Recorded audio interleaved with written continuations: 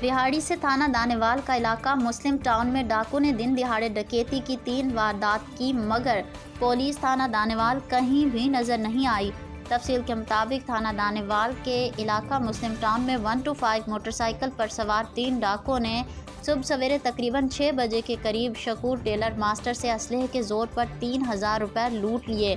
दूसरी वारदात मुस्लिम टाउन में की, शहबाज मोबाइल शॉप पर से गन पॉइंट पर 35,000 रुपये छीन लिए। और फिर तीसरी वारदात में सरफराज किराना स्टोर पर की, वहां से आटे के थैले उठाए, वहां से निकल गए। डाकू सरेआम डकैती करते रहे, मगर थाना दानेवाल पुलिस कहीं भी नज़र नहीं आई।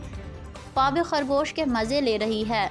मुस्लिम टाउन के रिहायशियों ने एहतजाज करते हुए बताया कि थाना दानेवाल के इलाके में सरेआम डकैतियाँ हो रही हैं।